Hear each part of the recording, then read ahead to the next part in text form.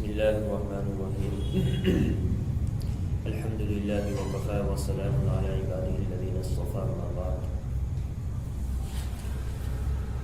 آج کی اس مجلس کے اندر جو کہ ہماری سیرت کے عنوان سے ہے، ہم اس کے اندر جو تذکرہ کریں گے وہ قریش کا تذکرہ کریں گے کہ جو قریش ہے وہ اللہ کے نبی صلی اللہ علیہ وسلم کا خاندان، یہ اصل ہے کیا۔ اب قریش کے بارے میں جب ہم بات کریں گے تو سب سے پہلے جو ہے قریش کے لفظ کو ہی دیکھیں گے کہ قریش کہتے کس کو ہیں، قریش لفظ کے معنی کیا ہیں۔ قریش لفظ کے معنی کے بارے میں الگ الگ چیزیں جو ہیں وہ روایات کے اندر یا کتابوں کے اندر آئی ہیں۔ تو ایک چیز تو یہ ہے کہ قریش کے معنی جو ہیں بعض لوگوں نے بیان کیے ہیں کہ قریش جو ہے ایک سمندری جانور کا نام ہے۔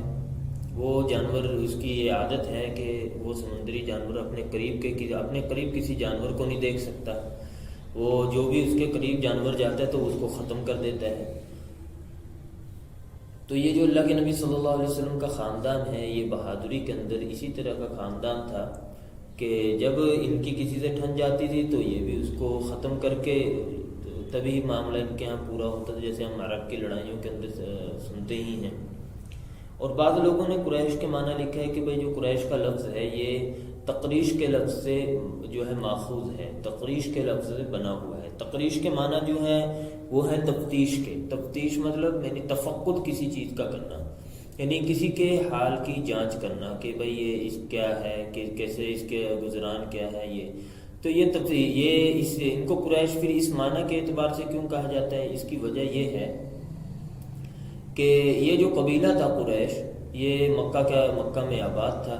مکہ کے اندر لوگ حج کے لیے آیا کرتے تھے۔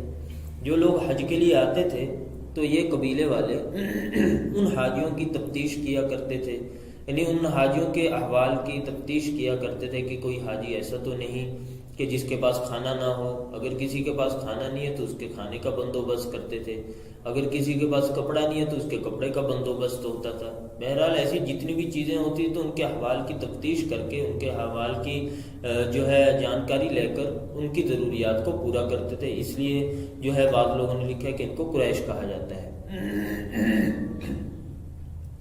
بعض لوگوں نے لکھا ہے کہ جو قریش کا لفظ ہے یہ اس کے علاوہ تقرش کے معنی تقرش ماخوذ ہے۔ تقرش کے معنی آتے ہیں جمع کرنے کے۔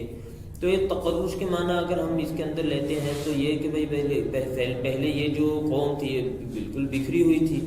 جب یہ بکھری ہوئی تھی تو ان کو بعد میں اس قوم کو جمع کیا گیا، یعنی کہ ابراہیم علیہ السلام کے جو ہے لڑکے ہیں اسماعیل علیہ السلام کے بعد جو ہے ان کی جب نسل پھیلی ہے تو یہ نسل جو ہے آگے چلتے بکھرتی چلی گئی، پھیلتی چلی گئی۔ تو ایک ٹائم ایسا آیا کہ یہ بالکل منتشر تھی۔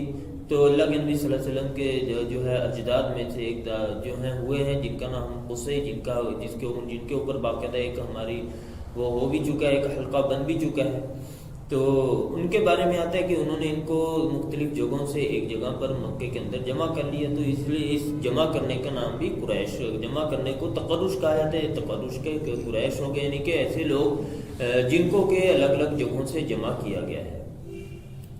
بہرحال یہ تینوں چاروں معنی آتے ہیں، لیکن زیادہ تر جو لوگوں نے لکھا ہے اس کا وہی پہلے والا معنی ہے کہ کرش سے یہ لفظ بنا ہے۔ کرش کے معنی آتے ہیں اس مچھلی کے جو کہ سمندر کے اندر گزران کرتی ہے اور اپنے ارد گرد کسی اور جانور کو جو ہے بسنے نہیں دیتی۔ تو یہ قریش کا بھی یہی حال ہے کہ ان کی آپس کی کوششیں چلتی رہیں، تو یہ ان کی اپنی بہادری کی وجہ سے اور ایسے اس وجہ سے کہ ان کے یہاں کوئی قبیلہ ان کے قریب زیادہ بس نہیں پایا۔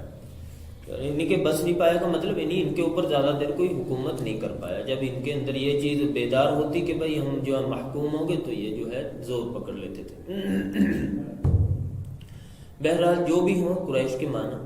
اب یہ دوسری بات یہ آتی ہے قریش کے بارے میں کہ قریش جو ہے وہ کیا اللہ کے نبی صلی اللہ علیہ وسلم کے خاندان کو کب سے کہا جانے لگا، یعنی کون سا موقع ایسا آیا تھا کہ قریش کے اندر اتنا زور کب سے پیدا ہوا کہ ان کو قریش کب کہا جانے لگا۔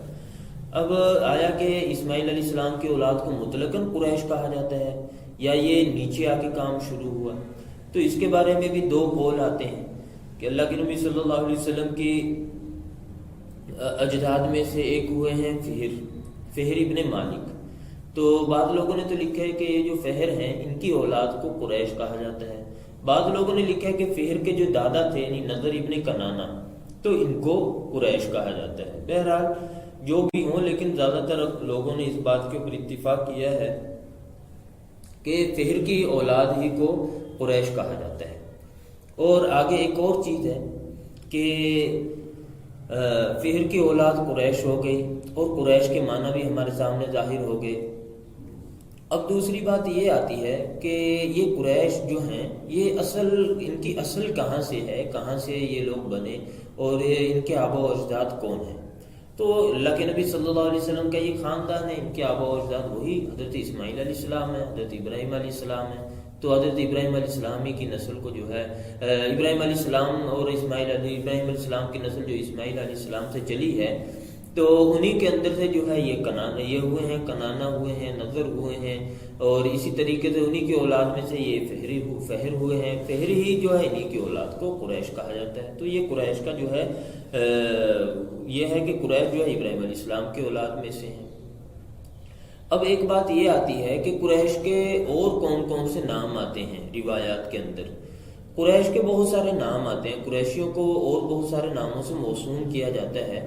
ان ناموں میں سے ایک ہے کنانی، کہ ان کو کنانی بھی کہا جاتا ہے. کنانی کیوں؟ نظر کے جو والد تھے وہ کنانہ تھے، کنانہ کی اولاد کنانی. ان کو مضر بھی کہا جاتا ہے، قبائل مضر. کتابوں میں جب ہم پڑھتے ہیں تو قبائل مضر کہا جاتا ہے. مضر بھی جو ہے نظر ابن کنانہ بن مدرکہ بن الیاس بن مضر. الیاس کے جو والد ہیں وہ مضر ہیں. تو جو مضر ہیں ان کی اولاد کو ان کی اولاد سے جتنے قبیلے آباد ہوئے تو ان قبیلوں کو مضر کہا جاتا ہے. روایات میں جو آتا ہے قبائل مضر، تو مضر یہ ہیں. تو ان کے جو نسل کے قبیلے ہیں وہ قبائل مضر ہیں. اب جو ہے اللہ کے نبی صلی اللہ علیہ وسلم کی یہ جو قریش خاندان ہے اللہ کے نبی صلی اللہ علیہ وسلم کا، اس کے بارے میں ایک دو چیزیں اور یہ کہی جاتی ہیں کہ یہ خاندان جو ہے یہ لڑائیوں کے اندر بھی بہت مشہور تھا. اور اس خاندان کی جو ہے ایک روایات یہ بھی تھی کہ ان کے اندر شعر و شاعری کا بھی بہت وہ جو ہے رواج تھا. اور یہ واقعی کی ایسی چیزوں کے اوپر فخر کرتے تھے کہ جو واقعی ایک انسانیت کے لیے فخر کی چیزیں ہیں. جیسے شجاعت کے اوپر ان کو فخر ہوتا تھا، ان کو نسب کے اوپر فخر ہوتا تھا، اور ان کو بہت ساری اچھی چیزیں ہوتی تھی ان کے اوپر فخر ہوتا تھا. جیسے سخاوت کے اوپر یہ لوگ فخر کیا کرتے تھے.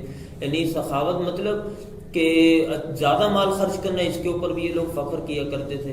تو زیادہ مال خرچ کرنے کے اوپر فخر کے ان کے واقعات بھی بہت مشہور ہیں کہ ان کو یہ فخر کیا کرتے تھے کہ بھائی ہمارے گھر کے اندر اتنی راکھ ہوتی ہے. یہ راکھ ہونے کا معنی یہ ہے کہ بھائی ہمارے یہاں مہمان نوازی اتنی زیادہ ہوتی ہے، روزانہ اتنا کھانا پکتا ہے کہ جس کے ذریعے سے ہم پتہ چلتا ہے کہ بھائی یہ بہت بڑے مہمان نواز ہے. تو اسی چیز کو یہ گھر کے بلند ہونے سے بھی تعبیر کیا کرتے کہ بھائی ہمارا گھر تو بہت بلند ہے. مطلب کہ ہمارا گھر جو ہے وہ دور سے ہی نظر آ جاتا ہے، دور سے نظر آ جاتا ہے. نہیں، ہمارے گھر میں جو چاہے وہ آ سکتا ہے. تو جب ہم عربوں کے شعر کا تذکرہ شعر پڑھتے ہیں تو شعروں کے اندر یہ چیزیں ہمیں مشترک جو ہے دکھائی دیتی ہیں کہ وہ جو ہے اس چیز کے اوپر فخر کیا کرتے تھے کہ بھائی شجاعت کے اندر، بہادری کے اندر یہ تو فخر ہونا چاہیے. بہادری کے اندر تو جو بھی قبیلہ، جو بھی قوم جو ہے بہادری پہ فخر نہیں کرتی، بہادر لوگوں کو جو ہے آگے نہیں بڑھاتی، ان کو جو ہے حوصلہ افزائی نہیں کرتی، تو وہ بزدل ہو جاتی ہے وہ قوم. تو اس کے اندر بزدلی پیدا ہونی شروع ہو جاتی ہے. تو سخاوت جو ہے، سخاوت یعنی مال خرچ کرنا، غریبوں کی ضروریات پورا کرنا اور جو ہے معاشرے کی ضروریات پورا کرنا، یہ بھی جو ہے ایک بہت اہم چیز ہے. البتہ کچھ چیزیں ان میں غلط بھی تھی، جیسے نسب کے اوپر فخر کرنا، تو اسلام نے اس چیز کی اصلاح بھی کر دی. اور اسی طریقے سے قبیلہ وائز ان کا جو فخر تھا اس کو بھی اسلام نے بہت حد تک جو ہے درست کر دیا. اللہ کے نبی صلی اللہ علیہ وسلم کے زمانے کے اندر یہ سب لوگ جو ہیں ان چیزوں کو چھوڑ بیٹھے تھے. اور اسی طریقے سے انسانیت وائز فخر مطلب کہ کالا گورا ہونے کے اوپر فخر کرنا یا مال کے اوپر فخر کرنا، تو ان چیزوں کو اسلام نے جو ہے ان کے اندر سے نکال دیا تھا. یا یہ کہ اپنا یہ عہدہ طلبی کا فخر، جیسے یہ لوگ کیا کرتے تھے کہ حج کے دوران جو ہے یہ عرفات نہیں جایا کرتے تھے. کہا کرتے تھے کہ بھائی ہم جو ہیں ہم عرفات نہیں جائیں گے، عرفات دوسرے لوگ جائیں گے. تو لیکن جو ہے قرآن نے اس چیز کو جو کہا کہ بھئی تم وہاں سے لوٹو جہاں لوگ جا کے لوٹ کے آتے ہیں، یعنی کہ حج کے لیے تمہارے لیے بھی ضروری ہے کہ تم بھی عرفات جاؤ تاکہ عام لوگوں کے اندر تم رہو۔ البتہ جو ان کی اچھی عادتیں تھیں، یعنی بہادری کی عادت ہے، اس کے اللہ کے نبی صلی اللہ علیہ وسلم نے حوصلہ افزائی فرمائی۔ اللہ کے نبی صلی اللہ علیہ وسلم صحابہ کے درمیان میں ایسے مقابلے بہادری کے کروایا کرتے تھے۔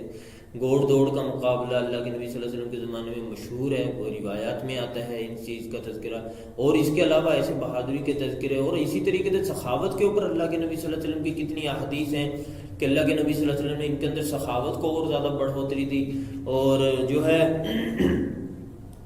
اور ایک یہ ان کے اندر اور بہت ساری اچھی چیزیں تھیں، جن میں سے ایک چیز یہ بھی تھی کہ بری چیزوں کو برا بھی سمجھتے تھے، جیسے سچ بولنا جو ان کے ہاں بہت اچھا سمجھا جاتا تھا، اور جھوٹ بولنا برا سمجھا جاتا تھا، تو ان میں سے ہر آدمی جھوٹ کو برا ہی سمجھتا